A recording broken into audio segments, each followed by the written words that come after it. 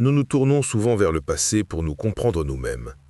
Ce soir, nous nous intéressons à l'année 1864 et à l'histoire solennelle de Thomas Briggs.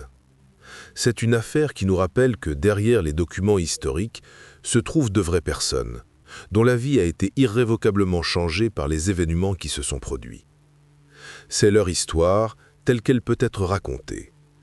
La révolution industrielle avait irrévocablement remodelé le paysage britannique. Au milieu du XIXe siècle, Londres était le cœur battant d'un empire mondial, une métropole tentaculaire reliée par un réseau toujours plus vaste de rails. Le chemin de fer était le symbole de la modernité, une merveille de vitesse et d'efficacité qui promettait de réduire les distances et de rapprocher les gens. Pour les Victoriens, le voyage en train était une nouvelle facette excitante de la vie quotidienne, considéré comme un mode de transport sûr et civilisé. Cette perception, cependant, était sur le point d'être brisée. Le soir du samedi 9 juillet 1864, un banquier de 69 ans, Thomas Briggs, rentrait chez lui. C'était un homme d'une richesse et d'une position considérable, le chef de bureau de la firme Robarts, Lubbock & Company. Après une journée en ville et un repas avec sa fille et son mari, M. Briggs se rendit à la gare de Fenchurch Street. Il acheta un billet pour le service de 21h50 du North London Railway, un court trajet qui le mènerait à son domicile à Hackney. Il s'installa dans un wagon de première classe, s'attendant probablement à un voyage tranquille et sans incident. Mais alors que le train cahotait à travers les faubourgs assombrissants de Londres, Thomas Briggs se dirigeait, sans le savoir, vers une fin violente et tragique. Son voyage, cette nuit-là, ne se terminerait pas à sa destination, mais marquerait plutôt le début de l'une des affaires criminelles les plus sensationnelles de l'ère victorienne. Alors que le train de 21h50 en provenance de Fenchurch Street poursuivait sa route, il effectuait ses arrêts prévus, avec des passagers qui montaient et descendaient comme d'habitude.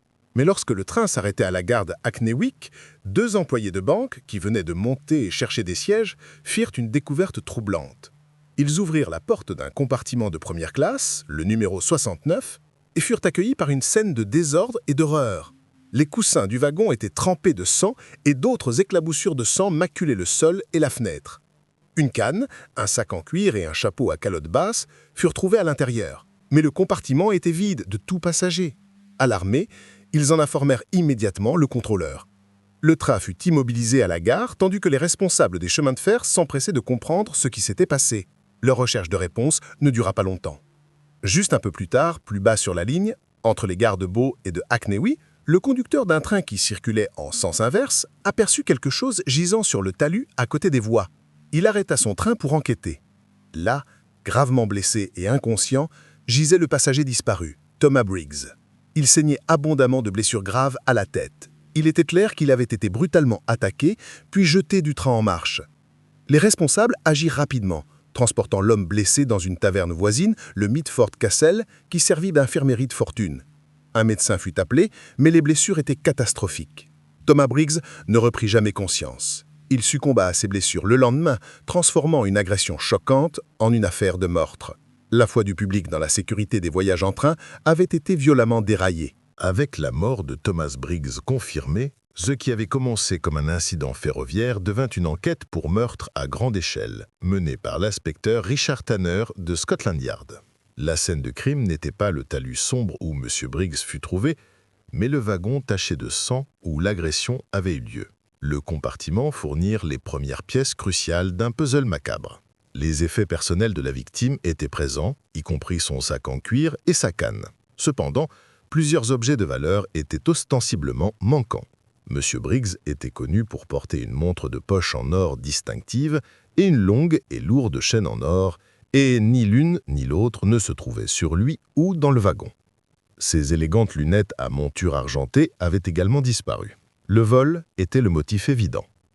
La pièce à conviction la plus importante laissée derrière, cependant, n'appartenait pas à la victime. C'était un chapeau de feutre noir à calotte basse. Ce n'était pas le haut de forme que Thomas Briggs avait porté qui fut retrouvé abîmé dans le wagon. Ce second chapeau, présumèrent les enquêteurs, devait appartenir à son tueur. Un examen du chapeau révéla le nom du fabricant, mais la doublure avait été retirée, une pratique courante pour qu'un chapeau s'ajuste plus confortablement. La police espérait que cet unique objet, un accessoire courant dans le Londres victorien, pourrait les mener à un suspect. À côté du chapeau, un autre indice petit mais vital fut découvert sur le sol du wagon. Un unique maillon cassé d'une chaîne en or. C'était un élément tangible de la lutte qui avait eu lieu, un vestige de la violence qui avait coûté la vie à M. Briggs. L'enquête avait maintenant ses premiers fils. Une montre manquante, une chaîne manquante et un chapeau qui appartenait à un suspect. L'enquête commença à s'étendre au-delà des limites du wagon de chemin de fer. La police concentra ses efforts sur les deux pistes les plus prometteuses, le chapeau et la chaîne en or manquante. Le chapeau fut emmené chez son fabricant, qui confirma qu'il était de leur fabrication, mais nota également qu'il s'agissait d'un style populaire et qu'ils en avaient vendu de nombreux exemplaires. Cependant, ils fournirent une liste de détaillants qui stockaient leurs produits. Avec patience, les détectives commencèrent à visiter chaque chapelier sur la liste, leur montrant le chapeau et espérant que quelqu'un le reconnaîtrait ou une personnalisation spécifique. Ce fut un processus minutieux et souvent frustrant, une recherche d'une aiguille dans la vaste botte de foin du commerce londonien. Simultanément, la nouvelle fut diffusée aux bijoutiers et aux prêteurs sur gage à travers la ville, leur demandant d'être à l'affût d'une montre en or et d'une chaîne très spécifique. La police fit circuler une description détaillée des objets qui avaient appartenu à M. Briggs. Ce fut une autre tâche monumentale, étant donné le nombre impressionnant de tels établissements dans la capitale. Les jours qui suivirent le meurtre furent remplis de ce travail de police méticuleux au niveau du terrain. Alors que le public devenait plus anxieux, avec les journaux qui surnommaient le crime « le meurtre du chemin de fer », les enquêteurs travaillaient sans relâche dans les coulisses. Leur grande percée survint le 18 juillet, plus d'une semaine après le crime. Un bijoutier et orfèvre de Cheapside, nommé John Death, se présenta avec une histoire remarquable. Il raconta à la police qu'un homme avec un accent étranger était récemment entré dans sa boutique et avait échangé une chaîne en or, correspondant à la description de celle volée à M. Briggs, contre une nouvelle montre et une chaîne différente. M. Death avait la chaîne échangée en sa possession. Le maillon cassé trouvé dans le wagon s'ajustait parfaitement. Le témoignage de John Death, le bijoutier de Cheapside, fut la percée dont l'enquête avait désespérément besoin. Il fournit une description détaillée de l'homme qui avait échangé la chaîne en or. C'était un jeune homme, un Allemand, qui avait donné son nom comme Müller. Fait crucial, M. Death avait également vendu à cet homme une boîte pour sa nouvelle montre. La boîte portait le nom et l'adresse du bijoutier. La police avait maintenant un nom, Müller. L'étape suivante était de le trouver. Il se trouve qu'un cocher nommé Jonathan Matthews se présenta également. Il rapporta que la nuit du meurtre, il avait conduit un jeune homme allemand à une adresse à Bow. Il se souvint que son passager avait donné la boîte du bijoutier à une jeune femme. L'adresse mena la police au logement d'un tailleur allemand de 24 ans nommé Franz Müller. Lorsqu'ils fouillèrent sa chambre, ils trouvèrent une petite boîte de la bijouterie de John Death. À l'intérieur se trouvait une nouvelle chaîne de montre. Ils découvrirent également que Müller avait récemment fait altérer son chapeau, le faisant couper pour créer un style à calotte basse qui correspondait précisément au chapeau trouvé dans le wagon de chemin de fer. Les pièces se mettaient en place avec une vitesse étonnante. Le cocher, Jonathan Matthews, fut amené et identifia positivement Franz Müller à partir d'une photographie comme l'homme qui l'avait conduit cette nuit-là. Les enquêteurs apprirent que Müller vivait à Londres depuis plusieurs années, travaillant comme tailleur. Il était connu pour avoir des difficultés financières. Les preuves contre lui s'accumulaient, créant un tableau clair et accablant. Mais lorsque la police se déplaça pour arrêter leur principal suspect, ils furent confrontés à un nouveau et redoutable défi. Franz Müller était parti. Il avait déjà fui le pays. La découverte que Franz Müller avait disparu représenta un obstacle majeur pour les enquêteurs. Les enquêtes révélèrent rapidement que 6 jours seulement après le meurtre, le 15 juillet, Müller avait embarqué depuis Londres à bord d'un navire nommé le Victoria. Sa destination était New York. En 1864, cela aurait typiquement été la fin de la ligne pour une enquête policière. Une fois qu'un suspect avait traversé l'Atlantique, il était généralement hors de portée de la loi britannique. Mais la technologie changeait le monde, et cette affaire serait pionnière dans son utilisation dans l'application de la loi internationale. Moins d'une décennie plus tôt, le premier câble télégraphique transatlantique réussi avait été posé, reliant l'Europe et l'Amérique du Nord. C'était une forme de communication coûteuse et nouvelle, mais l'inspecteur Tanner reconnut son potentiel.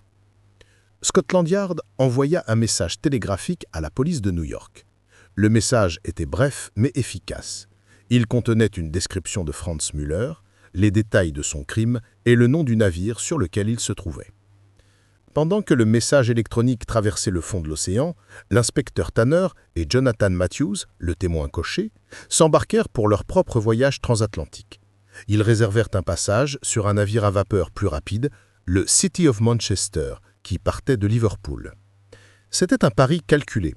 Le Victoria, étant un voilier plus lent, devait prendre plusieurs semaines pour atteindre l'Amérique du Nord.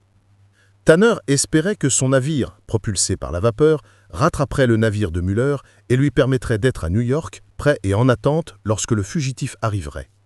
Une course dramatique et à hauts enjeux à travers l'océan Atlantique avait commencé.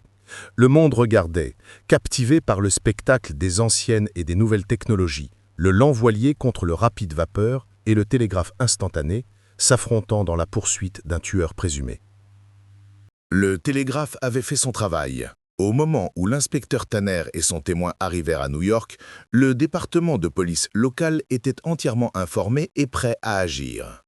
Tout ce qu'il pouvait faire maintenant était d'attendre l'arrivée du Victoria. L'attente dura plusieurs semaines. Finalement, le 24 août 1864, le navire transportant Franz Müller entra dans le port de New York. Alors que les passagers se préparaient à débarquer, un contingent de policiers de la ville de New York, accompagné de l'inspecteur Tanner, monta à bord du navire. Müller était apparemment calme et posé lorsque les officiers l'approchèrent. Il nia d'abord son identité, mais concéda rapidement lorsqu'il fut confronté à Tanner. Une fouille de ses effets personnels fut immédiatement menée. Les officiers fouillèrent ses bagages et là, ils trouvèrent la pièce à conviction ultime, la montre de poche en or qui avait appartenu à Thomas Briggs. Pour rendre la découverte encore plus accablante, Müller était également en possession du chapeau de la victime, qu'il avait apparemment gardé comme un trophée, ou peut-être pour un usage pratique. La chaîne de preuves était maintenant complète et ininterrompue. Elle s'étendait du wagon taché de sang à Londres, à travers l'Atlantique et dans les mains d'un suspect qui possédait les objets mêmes pour lesquels Thomas Briggs avait été assassiné. Franz Müller fut arrêté sur le champ. La première poursuite policière transatlantique s'était terminée par un succès retentissant. L'étape suivante était de ramener l'accusé en Angleterre pour qu'il soit jugé, un processus qui impliquerait des procédures d'extradition légale complexes entre les deux nations. L'extradition de Franz Müller fut obtenue et il fut renvoyé en Angleterre sous bonne garde pour être jugé pour le meurtre de Thomas Briggs.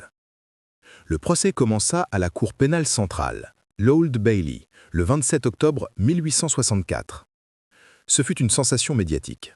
Les journaux en Grande-Bretagne et en Amérique avaient suivi la chasse à travers l'Atlantique et le public était fasciné par l'histoire. La salle d'audience était bondée chaque jour de journalistes, d'artistes et de membres curieux du public, tous désireux de voir l'homme au centre de la chasse à l'homme la plus célèbre du monde. L'accusation, dirigée par le solliciteur général, présenta son cas méticuleusement. Elle présenta la puissante chaîne de preuves circonstancielles qui liait Müller au crime. Témoin après témoin fut appelé à la barre. Le bijoutier John Death identifia Müller comme l'homme qui avait échangé la chaîne volée. Le cocher, Jonathan Matthews, témoigna avoir conduit Müller la nuit du meurtre. Le chapelier confirma que le chapeau trouvé dans le wagon était d'un type vendu à Müller. Enfin, les détectives de Scotland Yard et de New York témoignèrent de la découverte de la montre de la victime en possession de Müller lors de son arrestation.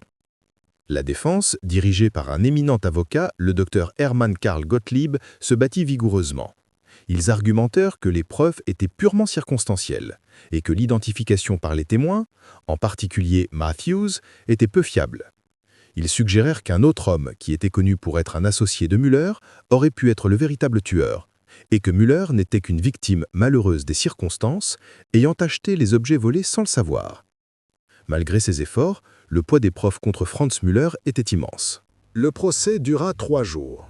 Après les plaidoiries de l'accusation et de la défense, le juge résuma les preuves pour le jury. Il les instruisit soigneusement sur la nature des preuves circonstancielles, expliquant qu'une chaîne de faits interconnectés pouvait être aussi convaincante que le témoignage d'un témoin oculaire. Le jury se retira ensuite pour délibérer. La tension dans la salle d'audience était palpable. Le destin de Franz Müller et le chapitre final d'une affaire qui avait passionné 2 continents reposaient entre leurs mains. Ils ne prirent pas longtemps. Après seulement 15 minutes, le jury rentra dans la salle d'audience. Le président se leva et rendit le verdict « coupable ». Un silence s'abattit sur la pièce, alors que le juge enfilait la toque noire, le symbole traditionnel de la peine de mort. Il prononça que Franz Müller serait emmené de la cour et pendu par le cou jusqu'à ce que mort s'ensuive. Tout au long du procès de la condamnation, Müller était resté calme, maintenant son innocence. Mais avec le verdict prononcé, son calme semblait se fissurer. La réaction du public fut une approbation écrasante. Le meurtre du chemin de fer avait instillé un profond sentiment de peur et de vulnérabilité, et le verdict fut perçu comme une restauration de l'ordre et de la sécurité. Des appels furent faits au nom de Müller, en particulier de la communauté allemande de Londres, qui estimait qu'il avait été condamné sur des preuves faibles et des préjugés anti-étrangers. Cependant, tous les appels furent refusés. La date de l'exécution fut fixée. Le matin du 14 novembre 1864, une vaste foule, estimée à environ 50 000 personnes, se rassembla devant les murs de la prison de Newgate. Les exécutions publiques étaient encore une forme de spectacle public courante, bien que macabre. Ils vinrent assister aux derniers instants de Franz Müller. À 8 heures, Müller fut conduit à la potence. Il était accompagné d'un ministre luthérien parlant allemand qui avait passé les derniers jours avec lui. Dans les instants précédant l'exécution, le ministre aurait imploré Müller une dernière fois de se confesser s'il était coupable. Les récits de l'époque diffèrent, mais l'histoire la plus largement rapportée est qu'au moment où la cagoule fut placée sur sa tête, Müller se tourna vers le ministre et prononça ces derniers mots en allemand. « Ich habe es getan ». Je l'ai fait. Avec cette confession tranquille, la trappe s'ouvrit et l'affaire du premier meurtre sur un chemin de fer britannique s'acheva sur une conclusion solennelle. L'histoire de Thomas Briggs et Franz Müller laissa une marque durable sur la société victorienne. Elle mit en évidence les vulnérabilités de la vie moderne et suscita des appels à une meilleure sécurité dans les trains, conduisant à l'introduction de cordons de communication et de la fameuse lumière de Müller, une lampe pour éclairer les wagons. L'enquête elle-même fut un jalon dans le travail de police, démontrant le pouvoir du travail de détective méticuleux combiné à des technologies révolutionnaires comme le télégraphe, établissant un nouveau précédent pour l'application de la loi internationale. L'affaire devint une référence dans l'histoire du crime, un rappel glaçant que le progrès et la violence peuvent souvent voyager sur la même voie. Merci d'avoir passé ce moment avec nous. Réfléchir à ces événements passés est une façon de se souvenir des individus impliqués et de l'impact que leurs histoires ont eu sur leur communauté. Si vous avez des réflexions sur l'affaire d'aujourd'hui, nous vous invitons à les partager respectueusement dans les commentaires ci-dessous. Nous espérons que vous nous rejoindrez pour notre prochaine affaire de crime réel.